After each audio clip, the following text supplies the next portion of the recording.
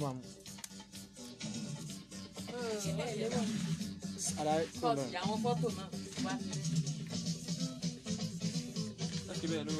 Lo specs in one.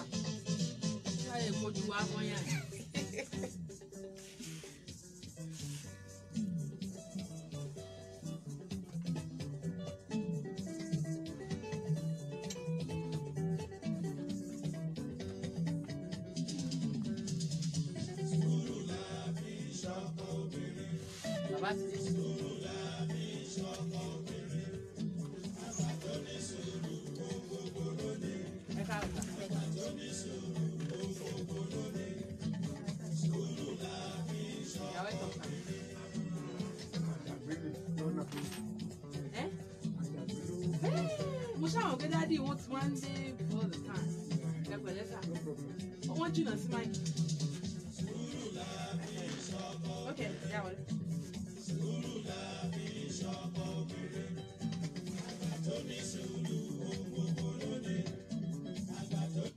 Bẹ́ẹ̀ ni bá ṣe ń fi sùúrù sọkọ obìnrin bẹ́ẹ̀ náà ni obìnrin náà gbọ́dọ̀ fi sùúrù ṣe ìyàwó ọkùnrin bó ṣe rí náà nù aago 5 títí lu ẹ̀yin olólùfẹ́ wa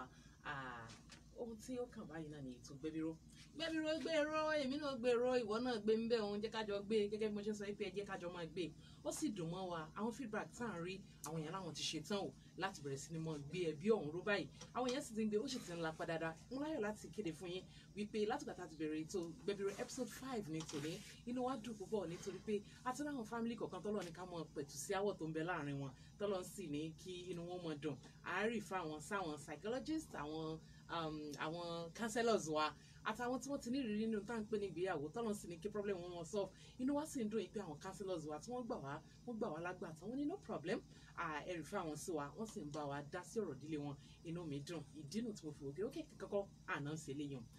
èyí ni tó gbẹ́dúró lẹ́ẹ̀kan sí à ń pẹ̀tù sí ti ń ṣẹlẹ̀ nínú ìdílé yìí tó ní kálukú kojú lọ́kùnrin àti lóbìnrin ní tá à ń ṣe lórí ètò yìí nìyẹn tọ́lọ́ sì ní kí wọ́n là padà dá orúkọ mi ní Sherifa Káyọ̀dé Bọ́lájí tí a mọ̀ sí SKB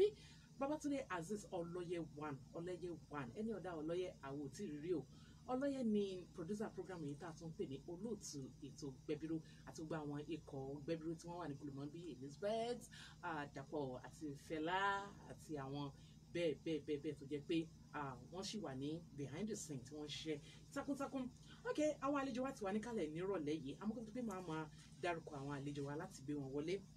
ẹ mú gbàgbé pé àjọ tí kìí fẹ́ kí èèyàn ṣe obìnrin àti àwọn ọmọdé yànmọ́ tó jẹ́ pé wọ́n wà fún ìdáàbòbò ẹ̀tọ́ àwọn obìnrin àti ọmọdé ìyẹn Youth Care Development and Empowerment Initiative àwọn ni wọ́n ṣe onígbọ̀wọ́ abala àkọ́kọ́ ètò yìí tí wọ́n sì ń kún wa lórí ètò yìí látìgbà tá a ti bẹ̀rẹ̀ tó fi mọ́ iléeṣẹ́ tí wọ́n ti ń kọ́yàn bá ṣe géṣọ́ bá ṣe ránṣọ nílànà tìgbàlódé tó jẹ́ pé ọ̀gbọ́ Ọlọ́run jẹ́ yóò bí tiẹ̀ ni ó ní agbára àdúpẹ́ lọ́dọ̀ lọ́n Regala Fashion Academy àwọn ni mò ń sọ àwọn náà ti kún wa ní orí ètò yìí àwọn ni wọ́n ṣe onígbọ̀wọ́ abala kejì ètò gbẹbíró inú wa dùn púpọ̀ àwọn tí wọ́n ṣe onígbọ̀wọ́ abala tó kẹ́yìn lórí ètò gbẹbíró ni Evergreen Herbs Limited ti aláṣẹ ọmọọba Adéníyì Ìdòwú àwọn ni aláṣẹ àpàṣẹ iléeṣẹ́ Evergreen Herbs Limited tí wọ́n fi ìwòsàn ti ìlànà ṣègùn ìbílẹ̀ ṣe ọmọ aráyé lóore tọ́lọ́sí ni kó mọ lògì sí àdúpẹ́ bákan náà ẹgbẹ́ SKB Fans Club àwọn ní kí n kéde sí gbogbo ayé pé àwọn náà ti ṣetán láti kún ètò gbẹbíró inú wa dùn púpọ̀ àwọn ní àwọn kún ètò gbẹbíró báyìí bẹ̀rẹ̀ látòní ó dùn mọ́ wa bákan náà èyí náà lè kún ètò gbẹbíró bóyá pẹ̀lú owó ni àbí material things láti kún wa support wa lórí ètò yìí torí pé àwọn èèyàn sọ fún mi wọn láwọn ti rẹ́dí sẹ́ àwọn náà fẹ́ mọ̀ gbé ẹbíró nítorí pé èyàn ò jẹ orí àjẹǹjẹ tán nígbà tí èèyàn bá dúró wípé òun fẹ́ kí fámìlì kí ni wọ́n mọ̀ dùn kí orílẹ̀-èdè Nàìjíríà kó ba lè fẹsẹ̀ múlẹ̀ kí oníkàlùkù sì wà lálàáfíà gẹ́gẹ́ bí àwọn onímọ̀ ìjìnlẹ̀ ilẹ̀ wa ṣe sọ wípé inú ìdílé ni àlàáfíà orílẹ̀-èdè ni ó ti máa ń bẹ̀rẹ̀ àwọn èèyàn ti ń kún wa àwọn míì ń kẹ́bùn fún wa àwọn míì sì ń fi owó support wa pé ọgbà SKB ń tà náà nírè o ok lágbára Ọlọ́run yóò rọrùn ẹ jẹ́ kí n pe nọ́mbà tẹlifí sí àwọn ọmọlẹ́yìn ètò ní ẹjọ́ 081-7510-5823 nígbà tó bá parí program nọ́mbà tẹlifí wá sí nìyẹn àtúntún pé tó bá padà yá láti béèrè fún nǹkan àbí ẹ̀yin náà fẹ́ support wa láti sponsor program yìí ẹ ṣeun gan ni ok now àwọn àlejò mi ti wà níkàlẹ̀ ní ìrọ̀lẹ́ yìí mo ní bàbá wa Reverend Jídé Ọláoyè wọ́n ti wà ń bí tó fi mọ́ Ajia Rukayat Ìmọ́lẹ̀ Ànábì a fẹ́ ṣe lónìí gbé tán ni a sì fẹ́ fárí apá kan kádà kan sí bàbá reverend onímọ̀ ìjìnlẹ̀ ni wọ́n nínú ìsìn ìgbàgbọ́ tí wọ́n ti ní ọ̀pọ̀lọpọ̀ ìrírí. He has been married for the past 35 years 8 years 38 wow 38 years ni bàbá wa ti wà nínú níta pé ní ìgbéyàwó mo mọ̀ pé kò sí nǹkan tó bá sọ fún wa lórí ètò débẹ̀débẹ̀ ni tó fi mọ́ Hajia Rukiat Ìmọ́lẹ̀ Ànábì mọ̀mọ́ ni wọ́n tí àwọn náà sì ti ní ìrírí tó pọ̀ nípa gbé ní ìgbéyàwó àwọn onímọ̀ kánsẹ́lì wa lórí ètò nírọ̀lẹ́ yìí lórí níta fẹ́ gbéyẹ̀wò ta pè ní ìmọ̀lúrẹ́ni nínú ìgbéyàwó. Ìwádìí ó fi hàn yìí pé ó pọ̀ púpọ̀ tó sì jẹ́ nǹkan gbòógì tí máa mú kí ilé ó tú bó ṣe ń ṣẹlẹ̀ ní ilẹ̀ aláwọ̀ dúdú bẹ́ẹ̀ ló ṣẹlẹ̀ ní ilẹ̀ aláwọ̀ funfun tó sì jẹ́ pé ó wà lára nǹkan gbòógì tí àwọn èèyàn máa ń wò pé nígbà tó ti di pé nà mí yìí ẹ jẹ́ kó ń kálukú kó pín gàrí. Ìwádìí sì fi hàn yìí pé a máa pọ̀ lọ́wọ́ ọkùnrin ju obìnrin lọ. Àwọn míì sì ní rárá o nǹkan ibi tá a bá rìn mọ́ òun la rí mọ́ o. Ó pọ̀ lọ́wọ́ àwọn obìnrin náà o ó kàn jẹ́ pé this part of the world táwa wà òun ni ó fi jẹ́ ìyàlẹ́nu fún wa. Ok, ẹ jẹ́ kí n kọ́kọ́ bẹ̀rẹ̀ látọ̀dọ̀ bàbá wa Reverend Jídé Ọláoyè. Yes sir, ẹ dákun kí ni báwo la ṣe lè ṣàpèjúwe ká mọ lu rẹ ní ká mọ fọwọ́ pa rẹ. Ẹ ṣe olóòtú orí ọ̀rọ̀ ó fẹ̀ ó gbòòrò bí a bá ṣe ṣe àlàyé rẹ̀ sí ni lílura ẹni ní tí ó kọ́kọ́ wá sí ọkàn àwọn ènìyàn ni pé bóyá a lo ọwọ́ a lo irinṣẹ́ tàbí ẹsẹ̀ láti fi mú àbàwọ́n bá ẹni tí à ń bá jà. Mi ò fẹ́ lo lílù nìkan torí pé Yorùbá lọ wọ́n bọ̀ wọ́n ní wọ́n nà ní pọ̀pá ọ̀rọ̀ lónìí èmi kà sí lílù. Èdè tí ò bá ti mú ìyárí bá èèyàn èdè tí ò bá ti fi ipò èèyàn àjín àwọn eléèbó ń pè ní affirmation mo pè ní ìyàwó mi èdè tó bá dínkù ní ipò yẹn mo kà sí lílù. Kódà kì í ṣe èdè àgbéjáde nìkan olóòtú àwọn eléèbó sọ spoken and unspoken words. Ẹ̀yin náà níbi iṣẹ́ yín ẹ sọ pé non-communication is communication. So mi ò sọ nǹkan kan ó lè já sí ẹgba ó lè já sí tá a fi ń lùyàn n tí ọ̀pọ̀lọpọ̀ ò ṣe sí mi ò ṣe ṣùgbọ́n tó yẹ kó ṣe tí ò ṣe mo kà sí ara lílù. Paríparí rẹ̀ wá ní wípé ká gbé nǹkan òkè ká là mọ́yàn ká rí wípé a dí àgọ́ ara rẹ̀ lọ́wọ́ bó ti wò ó mọ́ kódà ìbá ṣe ọwọ́ tẹ́rẹ́ tàbí kù mọ́. Àwọn mìíràn sì ń bá a débi pé kódà wọ́n ń lo nǹkan olóró gidi láti. Àmọ́ ibi táwọn lọ gangan náà ẹ ti ṣàpèjúwe ìtumọ̀ oríṣiríṣi tá a lè pè ní pétọ̀ èèyàn lu rẹ ni ó lè jẹ́ emotional lílù ó lè jẹ́ ìfọwọ́ lọ́nà tó pọ̀ àmọ́ èyí tá a gbé yẹ̀wò nírọ̀lẹ́ òun ni káwá bá débi pé à ń da ìgbájú ká ṣe nǹkan bóyan. Ok, ẹ jẹ́ kí n lọ sọ́dọ̀ Hajia Rukiat Ìmọ́lẹ̀ Ànábì. Ẹ dákun kí ni nǹkan tẹ́ fi pé ìmọ̀ fa ilé yìí nínú ìgbéyàwó. Ẹ kúrò lè máa jẹ́ kí ẹ jọ pé mi ò tí kì í dáadáa.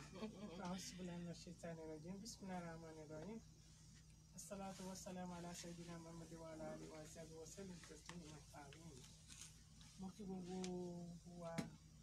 mo kí gbogbo ẹ dúró. Ọlọ́run kó bá wa gbé ẹbí wa ró. Ọlọ́run kó má dàdílé wa rú. Ìdílé ń dàrú lọ́nà tó pọ̀ níbi ká lura ẹni níbi tá a ti láfaradà ní tí mo ń fa lura ẹni gbà mí àtọkọ àti ìyàwó a kì í láfaradà fúnra wa torí à ń síwọ́ sókè nara ẹni. Ìgbà míì wà bóyá ìyàwó gbé ohun tí ò dáa pẹ̀lú ọkọ rẹ̀ ọkọ lè gbé ọwọ́ kó náà tí òun náà ò ní sùúrù àlẹ́ tó lọ́kọ ní máa ń fa àgbọ́wọ́ lura ẹni. Bí bàbá mi ṣe sọ́n tòótọ́ kò dìgbà tá a bá síwọ́ sókè lura ẹni làá fi ń nara ẹni kódà àforundun ẹni à ń nara ẹni. Agbóúnjẹ kalẹ̀ ọkọ ò jẹ iná ìyàwó rẹ̀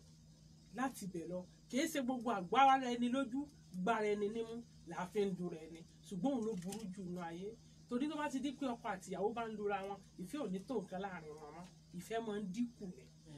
ìfẹ́ máa ń dínkù ni kò sírú bí ìfẹ́ òun ṣe lè wù kó tó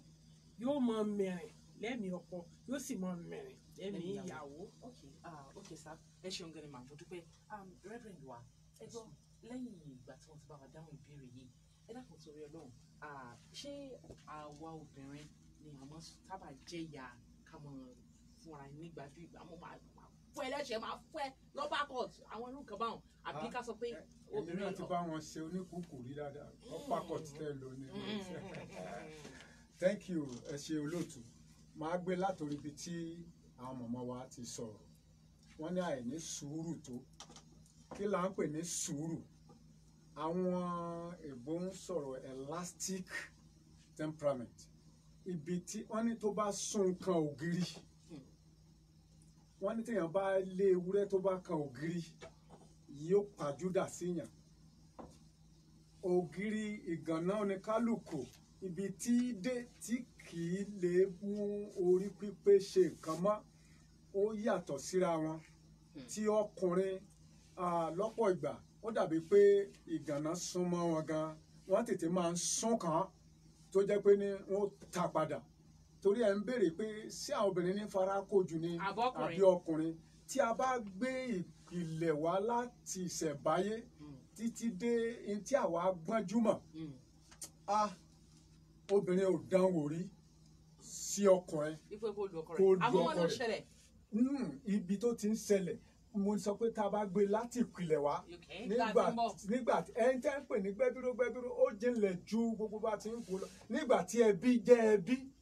tó lórí ẹbí jẹ́ olórí ẹbí tó lórí ẹbí tó ń ṣàdó orísun ìpìlẹ̀ wọn olórígun lẹ́wọ̀n pé bàbá ńlá wọn ó ń wo àwọn ẹbí wọ̀nyẹn a ò gbọ́ rí pé obìnrin ṣíwọ́ ó na ọkùnrin àṣà ìbílẹ̀ ò gbà òrìṣà ò gbà àti tí wọ́n sìn ṣùgbọ́n nígbà tá à ń sún díẹ̀díẹ̀ síbi pé okùn ẹbí ń mẹ́hẹ̀ ìgànná yẹn ń ya díẹ̀díẹ̀ àkúrò so what we call the moral ethics of the ancient àwọn àsábà ìlà ṣe àtìgbàanì ó mẹ́hẹ̀ díẹ̀díẹ̀ tí ibòmíràn ń wọ̀ ibòmíràn ò déédéé wọ̀ ìpèníjà tó ń wọ̀ gbésí ayé wa nígbà tá a ti jìnnà sí ibi ibùba ibi ààbò ibi àṣírí tó jẹ́ pé now tọ́jú ara rẹ ni ẹ wo ibi tí nàìjíríà lọ nísìnyí wọ́n ní oníkálukú ni ó múra láti dáàbò bo ara rẹ àti bẹ́ẹ̀ bẹ́ẹ̀ lọ kò yẹ kó rí bẹ́ẹ̀ so ni pé àwọn ọkùnrin temperament wọn their XY chromosome bá a ṣe dá wọn ó yàtọ̀ gbígbà tẹ́yìn obìnrin máa ń mọ yìí wọn nígbà tán bá lọ sógun tán dé it's the same temperament àwọn láti ṣe jòkó pa the same thing náà ni káwa náà wá gbé ẹni yìí ẹni tó ń rẹ́rìn yìí ó lójú pípọ́n o wọn ẹ̀ sì gbé sún kan ògiri most of the time. ẹ ṣeun gbẹdẹ adúpẹ́ Reverend Jídé Ọláoyè kó tó kọ́ máa lọ sọ́dọ̀ Hajia Rukayat ẹ jẹ́ kí a lo iṣẹ́ àjọ Youth Care Development and Empowerment Initiative gẹ́gẹ́ bí mo ṣe máa sọ wọ́n bá ti ń lo iṣẹ́ wọn ẹ dákun ẹ máa mú nọ́mbà wọn dání gbogbo tó bá ti ń ṣẹlẹ̀ nínú ẹbí eléyìí tí ò tẹ́yàn lọ́rùn bóyá ẹ̀yin náà ti rí i pé ẹ ti ní soft spot fún ẹnìkan pé wọ́n ti fẹ́ẹ́ lu ọ̀pá tó wà á kú dání bó la ṣe yanjú ọ̀rọ̀ yìí obìnrin ọmọ tí wọ́n fìtínà tí wọ́n fi ìbálòpọ̀ báyìí rẹ̀ jẹ́ yìí tí àwọn obìnrin tí wọ́n fẹ́ sọ̀rọ̀ yìí àṣebàṣe mọ́ wá wò ní àwọn ẹranko yìí ṣàn gbọ́dọ̀ wá lọ bẹ́ẹ̀ àjọ yìí lẹ̀ kì í sí o ẹjọ́ wa ń bọ̀.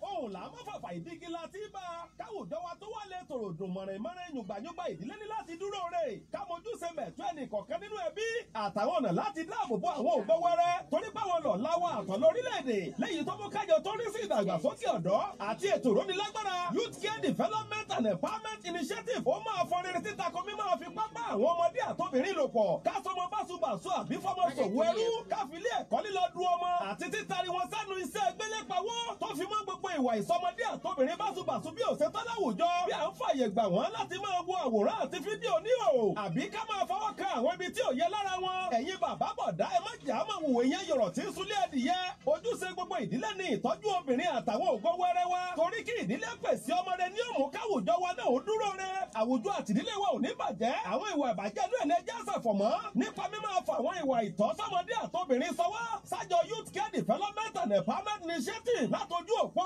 0807 3424 044 tàbí 0803 330 3914 ìdílé aláyọ̀ ló lè bí orílẹ̀-èdè aláyọ̀ gbogbo wa pátá là ó jèrè àwọn ọmọ wa o.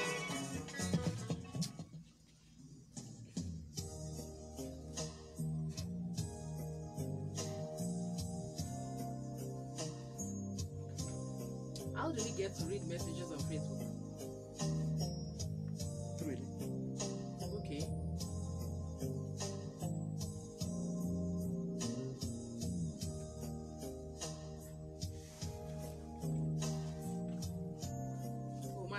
bride náà mọ̀ ọ́n nínú ẹ̀kọ́ yìí.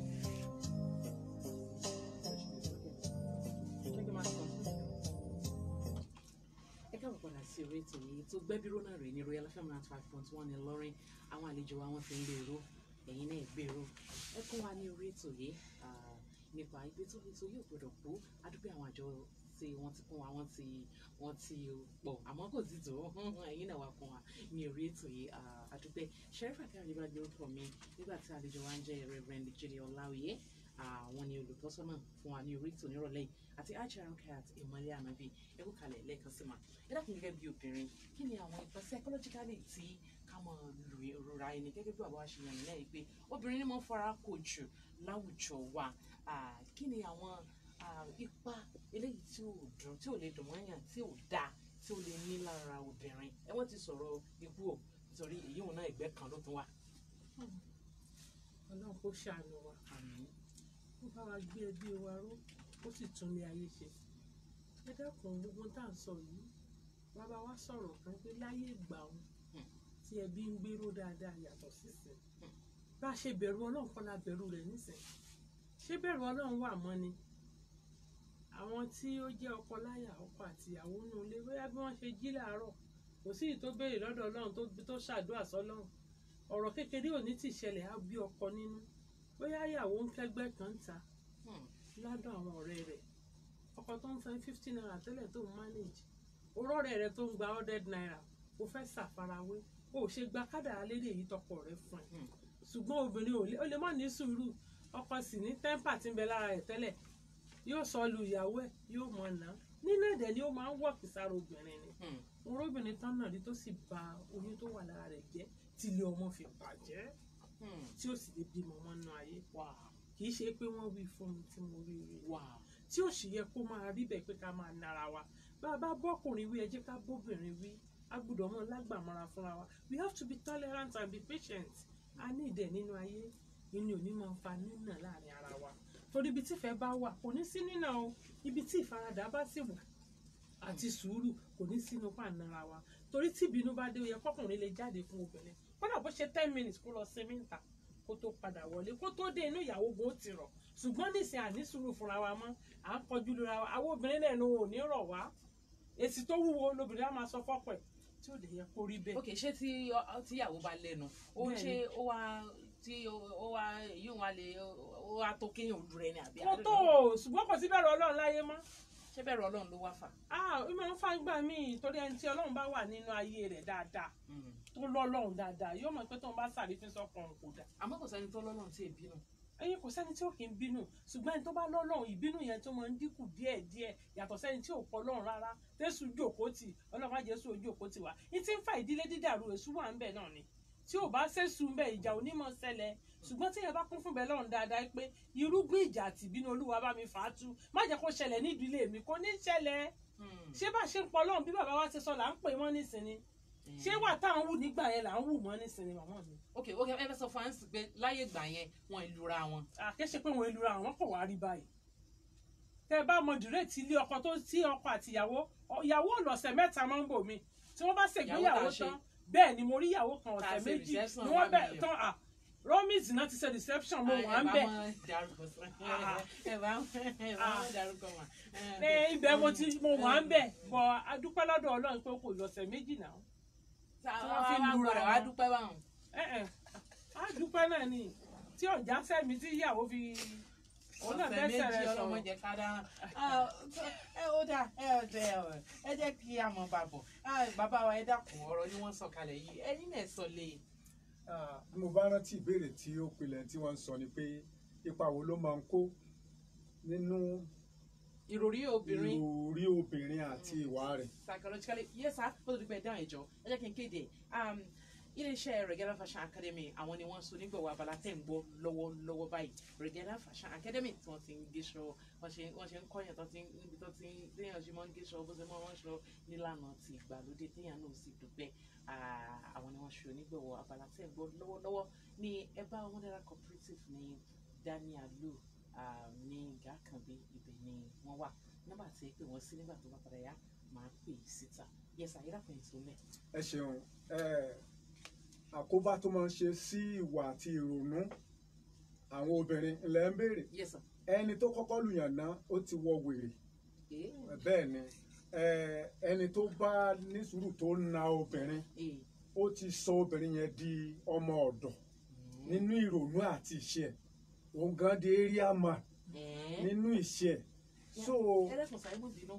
You've been married for the past 38 years. yes Ṣé fẹ́ sọ fún mi pé ẹ wọ́n fi rún ọ pé ìṣẹ̀wọ̀n gbé kódà wọ́n wá ṣe ibi kákan gbáyàn láàbí bí kéèyàn kan fọwọ́ táyàn ní jùmú díẹ̀ tí èsì ṣe pé bóyá lílù bí bá ń ná pé kò sí ní bí ò ṣe ní ṣẹlẹ̀ rí sá láti 38 years. olóòtú ẹ̀yin tẹ́ ẹ sọ yẹn kò rí bẹ́ẹ̀ pé kò sí ni bí ò sí ní ṣẹlẹ̀ Bí kéèyàn kan. ìka tí a máa ń nà sí ọmọ ẹnìkejì nímú báyìí tá a fi ń kìlọ̀ ìka tèmi ò mọ ọ̀nà bíi ti gímú ìyàwó mi wà látìgbà tá a ti má rí dìsín kò sì ní mọ̀ mo fi parí ká má wàá sọ wípé mo ṣí ọwọ́ sókè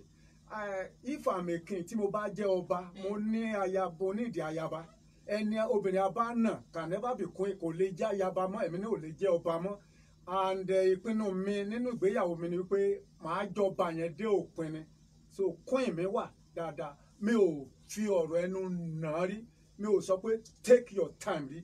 once in my life mi ò kọ oúnjẹ rí once in my life all the years mi ò sì ní ya wèrè kí n kọ nígbà tó rí mi ò dàrú màá jẹ débì kan kí n tó sọ pé ẹja ń jìrọ iyọ̀ ni bó ni mo ṣe lè rò wípé iye òkúta kan so tí mo bá nù rẹ̀ sí ṣé orí ẹ̀ dàrú ni tó wà lóhùn ni metamorphic clock màá fi sínú ráìsì ẹ̀ bó bá ṣẹlẹ̀ bẹ́ẹ̀ àwọn eléèbó sọ pé the only stone in the rice go to the master's table so mo bá rí òkúta kan nù ráìsì mi ó ń sọ fún mi pé I'm the master àbí kí ló kù tí àwọn fẹ́ ṣe ṣùgbọ́n o primarily adorí obìnrin yẹn rú o orí ọkùnrin náà sì dàrú now ẹjọ ẹ má sọ pé mo lọ sínú gbọ̀ngbọ̀n jù obìnrin tí ọkùnrin gbogbo bó ti ṣe fàárí tó tí ó bọ́ra lẹ̀ yan boro bá ṣe dá tí ó lóun darapọ̀ mọ́ ìkan tó bá rántí pé ẹni tó ń nà náà lòun tó ń darapọ̀ mọ́ orí ẹ̀ dàrú fa bẹ́ẹ̀ àti fún obìnrin yẹn pàápàá jùlọ kò lè ronú bí ìyá mọ́ á bẹ̀rẹ̀ sí ẹrù yóò gba ayé ẹ̀ kò ní mọ̀ tún mọ ọ̀rọ̀ tí ọkọ yẹn ń sọ mọ́ kó o mọ̀ gbà sódì òun kò ní mọ̀ bí ó ṣe sọ kò tiẹ̀ ní mọ̀ àwòrán ọkọ yẹn tí ó fún àwọn ọmọ nínú ilé gbogbo ẹ̀ ó dàrú bàbá yín ti ń bọ̀ o àná kò sábẹ́ bẹ́ẹ̀dì so that ìgbéyàwó yẹn sàmà ó ti mẹ́hẹ bẹ́ẹ̀ sì ni ọ̀pọ̀ dílé mi fọ́n sọ pé ìgbéyàwó ibi tó ń forí sọ ní ilé aláyọ̀ kéré sà láwùjọ Ilé aláyọ̀ ó kéré ó kéré torí wọn ò ráàyè débẹ̀ ìbínú mọ́ ìta sọ yìí náà ni wọn ò mọ̀ rárá I wish you ibi tó ń kú sí nìyẹn then tá a bá sọ pé bó ṣe rí lára obìnrin ẹ rí obìnrin mìíràn lójú ọ̀nà kò déédéé fẹ́ fẹjú mọ́ yín ní tó ń kó bọ̀ láti inú ilé ni tó bá ṣẹlẹ̀ inú ilé ara àtà ó pín bẹ́ẹ̀ so orí dídàrú yẹn àwùjọ wa ní tàṣìfẹ́ kó ṣẹlẹ̀ tàbí pé kò ìkàlẹ̀. ẹ rí i pé madam lánàá ńgbà tẹ close lọ́fíìsì ṣùgbọ́n táwọn bá ẹ̀ nà ń lé tàbí tó bá fi wọlé ní the second morning ní ọ́fíìsì good morning ma thank you tó fọwọ́ yán báyìí gbogbo ọkùnrin ní ó rí bí abàmì ènìyàn àwọn obìnrin tó sì ń kí náà kó èdè wọn ò lè yé mọ́ agbódàrú mà kò dáa ìbá ti sí orí dídàrú gbà ní wàá wèrè yẹn ipe ẹni tó bá na obìnrin ipe alágànná ni ká pè á bẹ́ẹ̀ ni àmọ́ yes ma ok dájú ni àwọn ò náwó síyàwó àwọn rí pé ó mì pé àwọn náà ṣe nǹkan bínú tí àwọn á ní ṣe nǹkan bínú sí yín rí ni tí wọ́n tẹ̀ jẹ́ ká realistically sir ṣó possible. nǹkan ìbínú tá a bá sọ̀rọ̀ ìbínú tá a bá bí ọmọ á lóyún rẹ̀ á sì nọ́ọ̀sì oyún yẹn tá a fi wọ́n fi gbẹ̀bí ẹ̀ èmi sọ pé ilé inú ibi tí èèyàn máa ní ìbínú yẹn sí tí ò bí ìṣe èmi ò ní torí pé kí ni ìgbéyàwó tèmi ìpèníjà tèmi ni I'm personally responsible. Really? It's a ministry. I can't fail because of my wife. Ìyàwó mi ò lè tì mí dé gbùngbùn máa adjust. Oh. Okay, for example mo ń lo mọ́tò mọ́ ní December tó kọjá lọ́hùn mo ní mi ò fẹ́ fi fèrè mọ́tò mi halẹ̀ mọ́ ẹnikẹ́ni lójú ọ̀nà ní 2020 ohun tó yà mí lẹ́nu pé ọjọ́ kejì ní fèrè mi 6 mi ò tí restore ẹ̀dì sí this 2021 kò sẹ́ni tí ó lè fi sùn mí pé akílódé tẹ́ ń lo fèrè yín bẹ́yẹn ẹni tí mo bá súnmọ́ tó wò mí lẹ́yìn tó pé ẹyin ò ní fèrè ni màá sọ fún pé ewúrẹ́ ni mò ń lò ó fún tó bá kó yàn yín tó wù ń bẹ̀. All right. So èmi ni mí nínú ìgbéyàwó mi mà. ok akọ́tọ̀ bíi pé agoreto ó ní ọ̀rọ̀ kan tí ẹ sọ mo fẹ́ mọ bí àárín mo fẹ́ mọ bóyá tàn pé tàn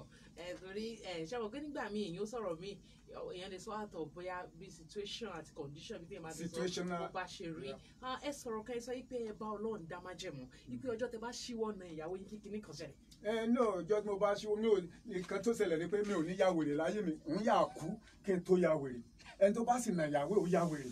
ó wà lẹ́ẹ̀rin ọkùnrin ló ń sọ̀rọ̀ ó wà lẹ́ẹ̀rin wa àyífolómi mo yàn láti kọjá sọ́dọ̀ ẹlẹ́dàá mi ju pé kí n ya wèrè nínú ayé kí ni mo wá ń ṣe is useless not only that bíbélì sọ fún mi pé tí mi ò bá ti mógún pẹ̀lú ìyàwó mi ó dènà àdúrà mi ọ̀pọ̀ pásọ àti lèbọ́mù ló yẹ kó yẹ kí o gbé irun ró ká padà sílé ńlá gbó wá fi rí bẹ́ẹ̀ yẹn àtàwọn aṣáájú wa nínú òṣèlú kan gbé ìdílé wọn wá ká wá nà sí gbẹbíró ká mọ tá a sọ nípa wọn. ok wọ́n ti sẹ́ẹ̀tì àbá ti sẹ́ẹ̀tì bá àkàlẹ̀ gbàgede rẹ̀ o gbẹbíró gbàgede o. alright ma ọ̀rọ̀ ni wọ́n sọ kalẹ̀ yìí wọ́n sọ̀rọ̀ wọ́n tọ́ka ẹsẹ̀ bíbélì tó sọ yìí pé kéèyàn mọ bíyàn kéèyàn tẹ̀mọ́dà alábàápọ̀ fẹ́ ṣe bẹ́ẹ̀ nínú ẹ̀sìn Islam ṣé kò síbi kankan tí wọ́n ti ní kódà wọ́n bá ṣe tí agbára kọra fi gbà díẹ̀ ṣé tí agbára aláàfin ra ní ìsàbí. kò sí tí agbára tá a lè fi nára wà o kò sí. ṣé ẹ̀sìn ò faramọ́ pé tó bá kó stubborn ṣe nǹkan báyìí fún. kúrò nulẹ̀ fún àbí kó lọ fẹjọ́ rẹ̀ sún lè bà bẹ́ẹ̀. pé ìyàwó mi ṣe nǹkan báyẹn dákẹ́ bá mi kì í nílọ ta ló fẹjọ́ rẹ̀ sùn kó tó máa nà á. bí bàbá ṣe sọ́n tọ̀tọ̀ wèrè wà lára èṣù ń bá gbélé ibi tí ò bá yìí ti sífẹ̀ẹ́ ìdùnnú ò lè sí ń bẹ̀ tí àwọ̀ bá ti pọ̀jù tíjà bá ti pọ̀jù ẹ̀ lè rí ìdùnnú nulẹ̀ yẹn. ọ̀rọ̀ òótọ́ ni bàbá sọ mo fi ń sọ pé tọkùnrin bá ya wèrè kíyàwó náà ní sùúrù ìyẹn gbọ́dọ̀ wà tolerant kó dẹ̀ wà patient. so ìkọ́tẹ́ ìsọ̀rọ̀ sí pé tán máa ń na obìnrin tó ti mọ̀ pé tọ̀ Ọlọ́run mọ̀ jà fi ọkọ̀ dùgbò lókì gbogbo gbà ní mọ̀ ń sà ń ṣe bí kó sà mọ̀ ṣe bí. tí bá ń bọ̀ báyìí yóò mọ̀ gbọ̀n ni. ẹ wọ́n àwọn jà arúgbó pé yẹ jẹ́ ọ̀hún náà so ìkọ́tẹ́ ìsọ̀rọ̀ ní sinmi kódà kan mọ̀ wá kọ́mọ yìí ní kúkú lójoojúmọ́ wípé sùúrù ó yẹ kó ẹni kóbìnrin oní sùúrù yẹn pé kó dákẹ́ pé kó kódà wọ́n máa lù kó mọ̀ pa mọ́ra. àgbẹ̀sẹ̀ pé yóò ṣe bí dìndìnrín o torí tí níjà bá pàjù yóò padà kọ̀ọ̀kan náà ni kò kí ń last marriage yẹn ò lè last nítorí pàlẹ́ ní pa lọ́la torọ́kùnrin mi wà inú wa ń bí ni ọmọbìnrin mi ò débi sẹ́ńjọ́ kejì ẹ̀rọ apá bí olè lóhùn ṣubú lórí ọ̀kadà ni mo fojú gbálẹ̀kùn ní irọ́ ni ọkọ̀ ẹ̀ lónà tó fi dégbò wọ́n dẹ̀ máa dé mọ́ra mo róbìnrin tán lọ́nà fa ó dẹ̀ padà kú toyúntoyún ó padà kú toyúntoyún torí nínà yẹn ojoojúmọ́ ni ó dẹ̀ ń pa mọ́ra mi fẹ́ sọ̀rọ̀ ọkọ mi síta tí bàbá mi bá ń bọ̀ àwọn ọmọ rẹ̀ ó dààmú nù lé ni wọ́n mọ sákàyè dáàdì tí ń bọ̀ kò sí dùnnú kò sí fẹ́. ok nǹkan tẹ̀ sọ ní sinmi pé kí ní táwọn yìí tún nípa tí ò dá lórí àwọn ọmọ náà. bẹ́ẹ̀ ó nípa tí ò dá lára ọmọ ìwà yẹn lọmọ náà wù tó bá bẹ̀rẹ̀ sí máa rí. àfi ká tètè eradicate. ṣé òun ní láàká ìtì ẹ̀ lọ́tọ̀ ni. ìwà tí òbí bá ń wù lọmọ máa ń tẹ̀lé Ọlọ́run kó kọ́ wa ó sì tún tọ́ wa yìí dì náà sọ́tà lè mọ̀sítẹ̀ kí n mọ̀ ni wọ́n ní làkàdí kọ́lẹ̀ làkún fi Rasulullah ìsìwàtú àsànàtù àwọn ìgbésẹ̀ dáadáa kan bẹ látara ànábì Muhammadu tá a bá kọ́sẹ̀ òun lára ànábì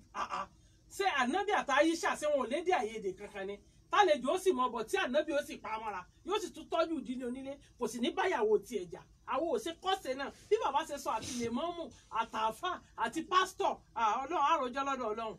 ṣẹ́yìn tí lèmọ́mù kan rí àbáfà tó tẹ́ tó kí alùkùránì kẹ́lẹ́ tó wá lùyàwó ẹ̀. ẹ bá bí wọ́n dáadáa sí wọ́n fowó oúnjẹ lẹ́ẹ̀lẹ́ ibi tíjà ti máa ń dé nù ṣé wọ́n ṣe ní kálò là ń lò bí bàbá ṣe sọ pé àwọn ni ọ̀gá ilé àwọn lọ́ba bẹ́ẹ̀ ló yẹ kóbìnrin ó rí bẹ́ẹ̀ ló yẹ kọkùnrin ó rí torí gbogbo tóbìnrin bá fẹ́ abẹ́ ọkùnrin ló wà.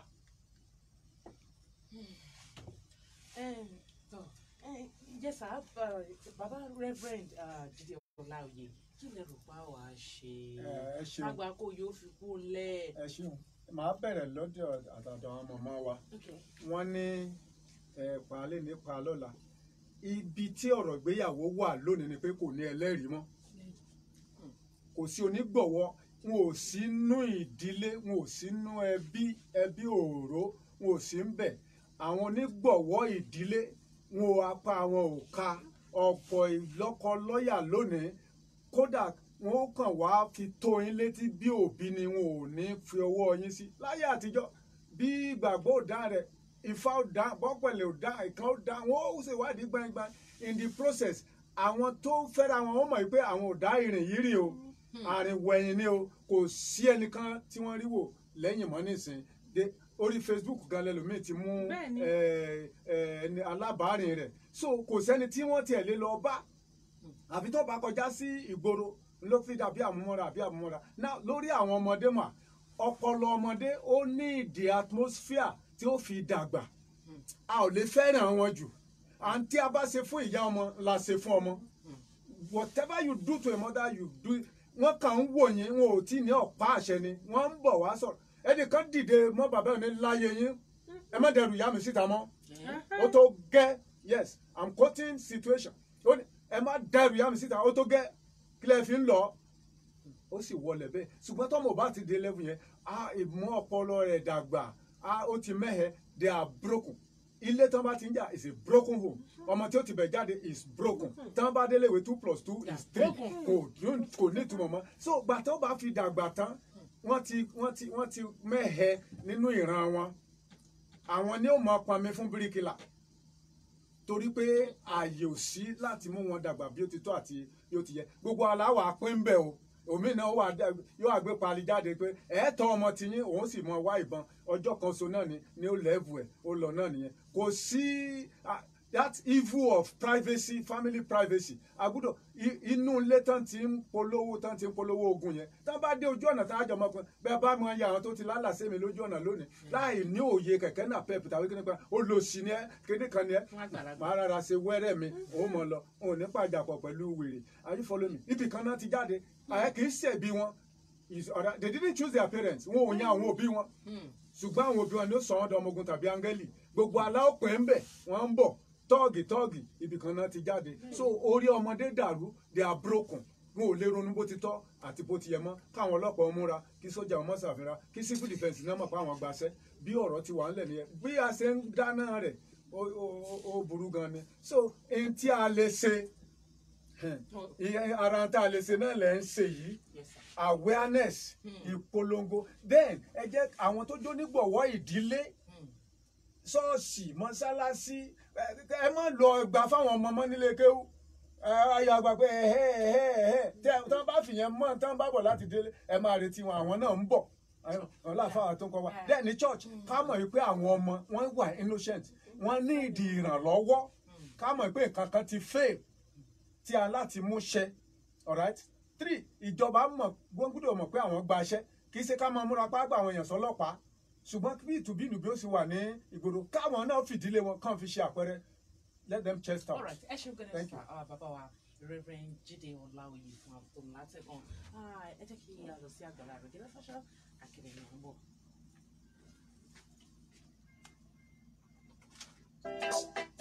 Sísí iléèwé níbo lẹ tún ti ra eléyìí o àbí ẹ tún ọ̀dà rẹ̀ láti ìlú èbó ni ẹ wo bó ṣe ṣe rẹ́gí lára rẹ̀ àfi bí ẹni pé àwọ̀ tuntun míì ni. àwọ̀ tuntun ẹ̀wẹ̀ ó tún ní mo ọ̀dà rẹ̀ láti ìlú èbó tálà bá gbóríyìn fún bí kò ṣe Regalian Fashion Academy. àwọn ló kúkú gé e tó ràn tó fi ṣe rekete lára mi báyìí. ó fẹ́ ránṣọ ọkùnrin obìnrin ọmọdé tàbágbà Regalian Fashion Academy ni kò gbà lọ wọn kì í jánikulẹ̀ bẹ́ẹ̀ wọn á ràn tínú rẹ̀ yóò sì dùn. Regalian Fashion Academy tún kọ́ ni bí wọ́n ṣe ń géṣọ ránṣọ lọ́nà tó yàtọ̀ tó sì tún yanrantí láàrin oṣù mẹ́ta sóṣù mẹ́fà tíwọ náà yóò sì dọ̀gá láyé ara rẹ̀. tara ṣàṣà kó lọ forúkọ sílẹ̀ tàbí kó gbé aṣọ rẹ lọ. Regalian Fashion Academy wà ní Daniel lẹ́gbẹ̀ẹ́ ilé ẹgbẹ́ alájẹsẹ́kù ọmọdára ọ̀pàgà àkànbí ní ìlú Ìlọrin tàbí kí o pè wọ́n sí orí ẹ̀rọ ìbáraẹnisọ̀rọ̀ yìí 07037811271 tàbí 07043407901. Regalian Fashion Academy Ọlọ́run ló dirí ẹwà fákùkọ títí wá ṣe yàtọ̀ láwùjọ.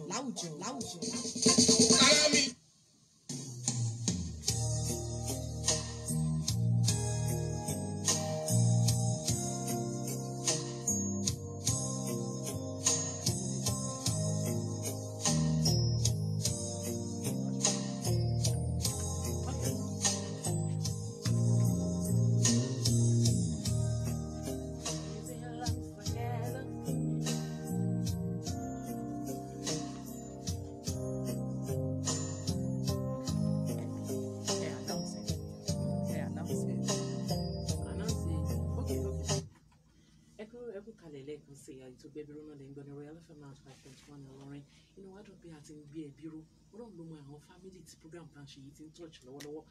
Ìjẹ́ mọ̀ yìí pé ẹ lè wà lórí Facebook live Gbẹ̀bíró. Ẹ lọ sí orí Facebook ẹ wá Gbẹ̀bíró nìkan. Tẹ́ bá ti rí Gbẹ̀bíró ẹ sì mọ̀ wò wá live and direct. If at all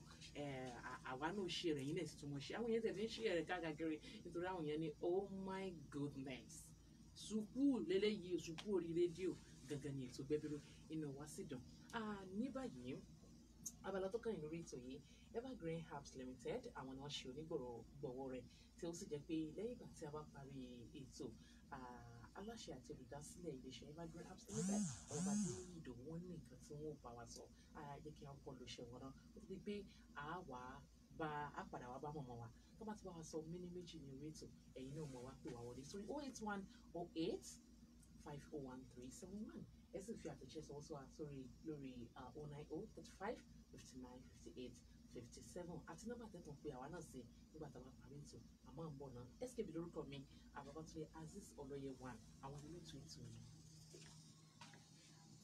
ẹ̀yin ẹnu ọlọ́fà là á ti gbọ́ mo ta o àlejò mẹ́rin bá ń kọ́gbìn ló wà pẹ̀lú mi ní yàrá agbára lẹ́nìí. ó yá mo fẹ́ kí oníkálukú máa dárúkọ ara wọn kẹ́ẹ̀sì sọ ohun tẹ́ ẹ gbé dání gẹ́gẹ́ bí ojúṣe. orúkọ mi ni Herbal Flusher tí mo wà ní olómi fún ọmọdé àtàgbà àti oní capsule fún àgbà nìkan. ara ń tani ó ń jáni jẹni nǹkan sọ kúlúkúlú láàgọ̀ ara ẹni inú kíkún àkúnjù àrùn ìbálòpọ̀ ọlọ́jọ́ pípẹ́ tàbí kòkòrò inú ẹ̀jẹ̀. mo lómi òrìṣẹ́ rẹ̀ ò sí o. Herbal Power lórúkọ mi mo ń bẹ lólómi láti kọjú ìjà sí akọ jẹ̀díjẹ̀dí ẹ̀yìn dídùn inú rírun. wọ́n tún wà lóníyẹ̀fun powder tó márúgbó takébé sàgbàdéwé tó ń sọkùnrin dẹni ìkókó èmi gan làbámọ̀ pè ní múlẹ́rọ́. ọ̀rẹ́ mi ti lèmi jẹ́ bí ìbásílòdì àríyá kò kì í dùn. ọ̀pẹ́ ẹ̀yìn ni o inú rírun bí ọmọ ọkùnrin tára wọn ò gbé tọ́kẹ́ tó lèmi ń ṣiṣẹ́ fún. èmi ni Herbal akẹ́gbẹ́gbẹ̀gbọ́n wọn a tún máa tẹ̀mí ní ọ̀kẹ́rẹ́ jowó ẹ̀ lọ. kò sẹ́ni tó lò mí tí ò ní ṣàdúrà. kéèyàn lárúgbó lé káti rìn kó dogun káti bẹ̀rẹ̀ kó wá dèjàgbọ̀n wọ́kùn ni àbí lagunlagun gbogbo ẹ̀ lè ní sọkọ́ fún. ọ̀rọ̀ lẹ ti gbọ́ yẹn o àwọn egbòogi ajẹ́bí dánwò yìí ti wà ní gbogbo ilé ìtajà òyìnbó tó bá súnmọ́ àtàwọn ọ́fíìsì Evergreen tó wà lárọ̀ọ́wọ́tò rẹ̀ ẹ sì lè pe 08056 63 9862.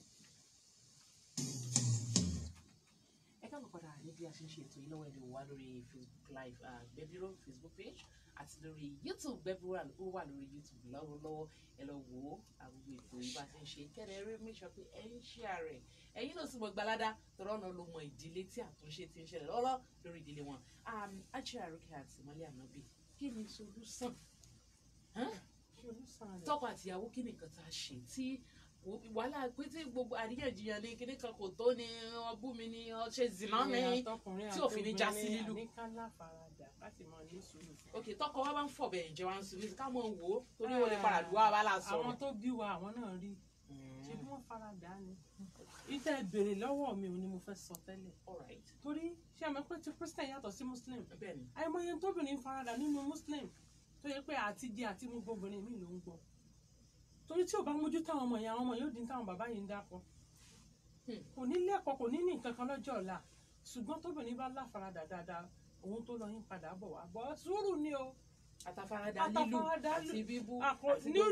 lúlù téèyàn bá ní sùúrù dáadáa ọkùnrin tó nà ọ́ lánàá tó nà lẹ́yìn torí pé òun wò wọ́n ràn kò ní fọwọ́ kàn jọ kẹta ó sì kún fún bẹ́ẹ̀ lọ́hùn àmọ́ ọkùnrin kan wà wèrè ni wọ́n rò tán san lérí ìwọ tó fẹ́ fọ́kọ ṣe é déètì rárá ni ó mà wọn tó bí. ṣẹfẹ sọ pé tó bá ti ń yọ bẹ́líìtì ká tó fẹ́ ra sílé ó ti yẹ kí ẹ kó tí mọ̀ náà ẹ dápọ̀ ẹni tó ti ń fọ létí kó tó wọlé ṣó yẹ kó fẹ́ ni ṣe bínú tó nà tó kúnlẹ̀ tó ń bẹ̀ àṣọkọ nìyẹn kò sí àwùwà kan tó fi mọ̀ èéfín níwà kò ṣe mú pamọ́. gẹ́gẹ́ bí onímọ̀ ìjìnlẹ̀ nínú ẹ̀sìn Islam tí ẹ jẹ́ àti ìyá àti kánsẹ́lọ̀ tẹ́yìn náà jẹ́ torí gbajúgbajà ní ẹ̀sìn máa báwọn yẹn sọ̀rọ̀ ìṣítí lórí ọ̀rọ̀ ìdílé tẹ́bádílé bá kí Ajá Khadija ta Al-Hidayah ẹ bá kí wọn àti mọ̀mọ́ wa lájà bàtìmọ́lúwàsí ẹ dákun nínú ẹ̀ nílànà Islam kí ni àmọ̀ràn tẹ́fù wa nílànà tẹ̀sìn láàrin ìṣẹ́jú kan. ìmọ̀ràn tèmi nígbà gbogbo ayé ni pé ẹ jẹ́ ká kọ́ ọmọ wa bí wọ́n ṣe ń pe Ọlọ́run. Ọlọ́run yìí náà ni ọ́. Ọlọ́run ni ọmọ òbí mi ò fọmọ rẹ̀ lẹ́sìn ṣé ìyá tí ò tiẹ̀ ní tàìm fọmọ tó ti jí jáde nídàájí ẹ jẹ́ kọ́ ọmọ wa bí wọ́n ṣe ń mọ Ọlọ́run ẹ sì fiṣẹ́ lọ́mọ lọ́wọ́ ṣó ti yé téèyàn bá fiṣẹ́ lọ́mọ lọ́wọ́ tó sì fún un ní ẹ̀kọ́ bí wọ́n ṣe ń gbáyé bí wọ́n ṣe ń lògbà tó bá fẹ́ lọ́kọ yóò mọ ohun tó yẹ kó ṣe tó bá fẹ́ fẹ́yàwó yóò mọ ohun tó yẹ kó ṣe ṣùgbọ́n ọmọ tá a tọ́ rédèrèdè tá a fìwà burúkú kọ́ tá a fẹ̀sìn lé lọ́wọ́ tá a fi kò lọ léèwé kò kéwú kò ń lọ ṣọ́ọ̀ṣì ó kàn wá bọ́rọ̀ gidi bẹ́ẹ̀ ni kó ló ṣe fẹ́ lẹ́kọ̀ọ́ ayé sẹ́mi pé ìgbà mi wà gbọ́dọ̀ kẹ́kọ̀ọ́ ìmúròde àwọn mi ò lẹ́kọ̀ọ́ ìmúròde wọn ò lẹ́kọ̀ọ́ mú wá sí gbogbo nǹkan tá à ń kọ́ àwọn ọmọ wa nísìn kò tó ṣẹ̀bínú ẹ jẹ́ ká fi ẹ̀sìn ìmọ̀ Ọlọ́run ká fi kọ́ àwọn ọmọ wa. ipò ni yóò dẹ́kun ìwà burúkú yìí kò sọ́lọ́run mọ́ àwọn èèyàn ọmọ Ọlọ́run mọ́. ẹ ṣeun adúpẹ́ gan ni mà bàbá wa ẹ dákun yín fún wa ní solution kó tó gbé àwọn èèyàn mọ̀ pé wọlé. kí tọkọtọyà kan obìnrin àwọn léèrè wọ́n máa ń sọ kinní kan Ọlọ́run bo ló wà gan inú ènìyàn la ti ń rí Ọlọ́run tọkọtìyàwó wọn gbúdọ̀ ní ẹnìkan tí ó jẹ́ pé ojúbọ wọn kò sí òrìṣà tí ò lójúbọ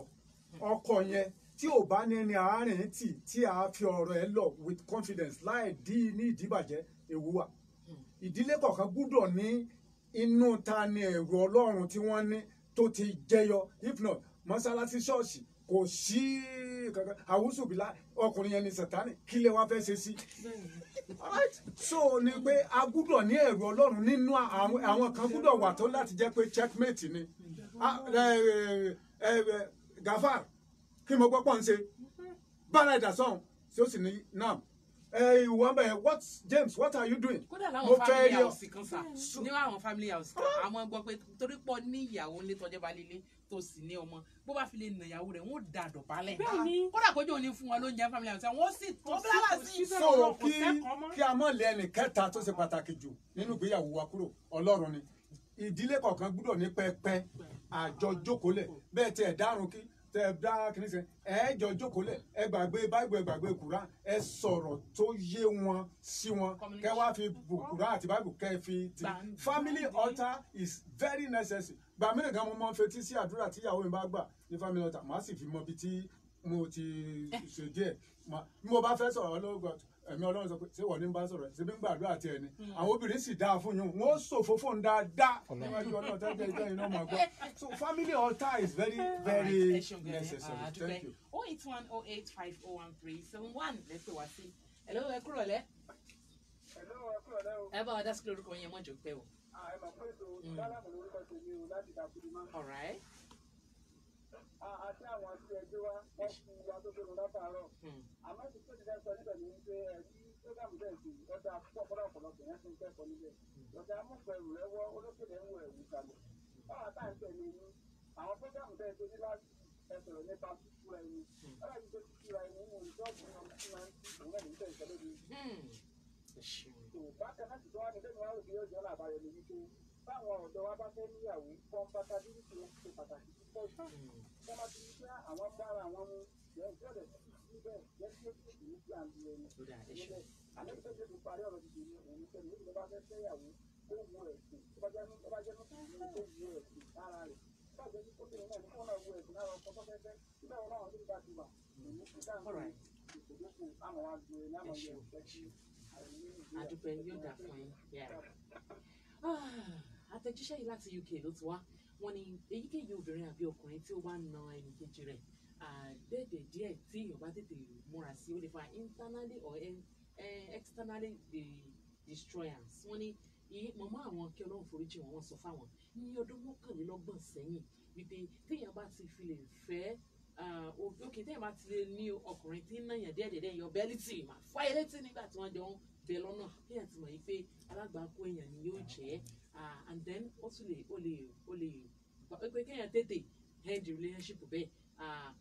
ájí àrókè àdìsúkọ̀ tán láti UK náà fàdé jẹ sọ́wọ́ wọ́n ní ọ̀pọ̀lọpọ̀ àwọn tọ́ọ̀gì jàǹdùkú tá a rí nísìnyí àti àwọn ọmọ yankẹ́nẹ́ kan ní àti bẹ́ẹ̀ bẹ́ẹ̀ lọ wọ́n ní nísìnyí wípé tá à ń rí nísìnyí pé látara broken family àti home ibẹ̀ ló ti wá wọ́n ní àwọn dúpẹ́ lórí program yìí pé ó wà ókè gan wọ́n láwọn love ẹ̀ Abíọ́dún láti airport ló fi àtẹ̀jíṣẹ́ sọ́wọ́ àtẹ̀jíṣẹ́ yìí ni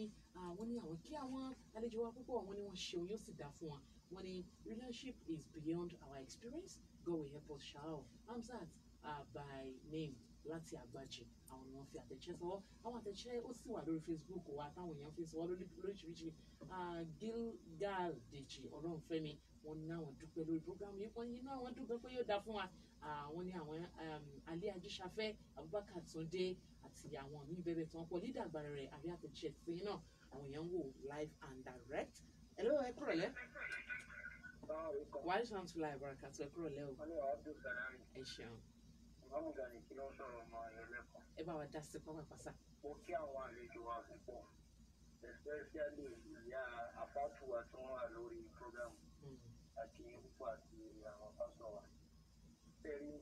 nǹkan fẹ́ jẹ́ ká discover ni pé kí ní àjò lọ́kọ láya bá ń lọ àwọn bàbá ní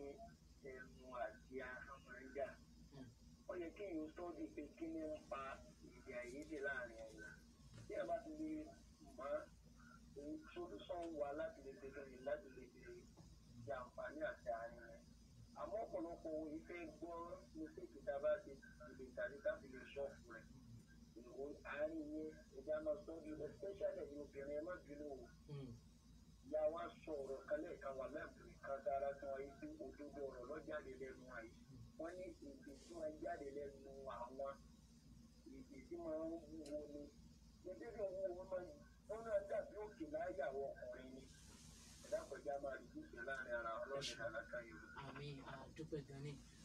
Àwọn àtẹ̀jíṣẹ́ ó sì wọlé lọ́kànjọ́ kan àmọ́ ṣe lọ́la náà wípé a nílè ka àtẹ̀jíṣẹ́ kankan mọ́ tàbí gba ìpè yín ní orí ètò ẹ mọ̀ pé wá lẹ́yìn ètò ẹ pè SKB sórí 081 7510 5823 081 7510 5823 ẹ ní iṣu kan tó ń ṣẹlẹ̀ nínú ìdílé yín ẹ fẹ́ kárí fáyín sáwọn councillors wa láti bá yín sọ̀rọ̀ pẹ́tù sí láàrin ẹ̀yin àti ìyàwó yín àbí láàrin àtọkọ yín no problem ẹ̀yin pè wá ní orí ètò ẹ sì fẹ́ dá sí programu yìí nípasẹ̀ ìfowódásí ni àbí nípasẹ̀ fífi material dásí torí àwọn àlejò wọn ṣiṣẹ́ pọ̀ wọ́n deserve àwọn ẹ̀bùn àpótẹ̀jẹ́ pé àwọn kan ti ń fìfẹ́ hàn pé àwọn wọn fi ẹ̀bùn product nǹkan táwọn tà nílé iṣẹ́ àwọn fi support wa ẹ ṣeun gan-an thank you so much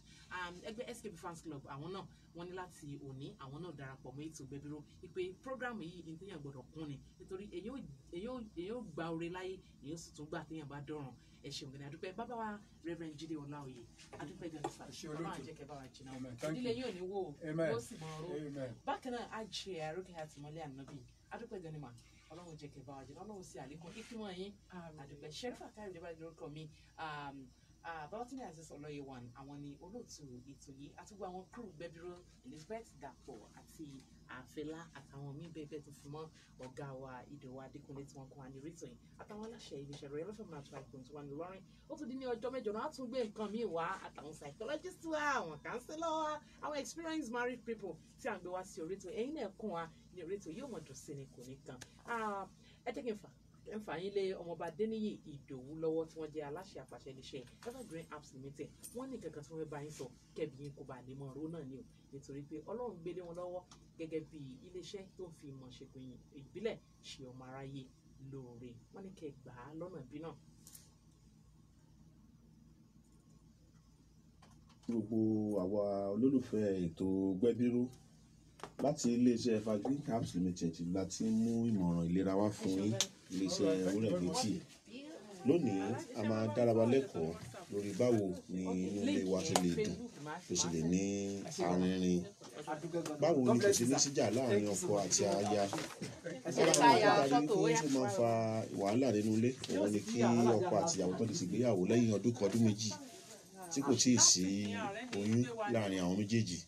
ọ̀pọ̀lọpọ̀ ọgbà ni wàhálà máa ń ṣẹlẹ̀ láti ìdílé ọkọ tí wọ́n á máa wò ó pé kí ló dé tí ìyàwó yóò tí inú ṣoyún wọ́n á rọ̀ wá wípé tí ó bá ti rí báyìí ẹ má jẹ́ àwọn àwò pé bóyá obìnrin ní àìsàn ṣe ẹ mú àwọn méjèèjì wá sí iléeṣẹ́ Evergreen Apps Limited ká ṣàyẹ̀wò fún wọn ká mọ ipò wo ni ìlera wọn wà ká mọ ipò wo ní ojú kó lára ó wà ǹjẹ́ oje yìí gbórin tó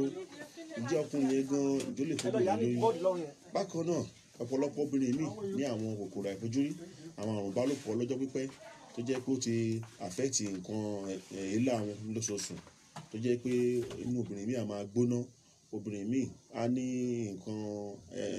èélà òun bó máa ń léjọ́ máa ń díjọ́ ọ̀pọ̀lọpọ̀ obìnrin míì kò ovulate dáadáa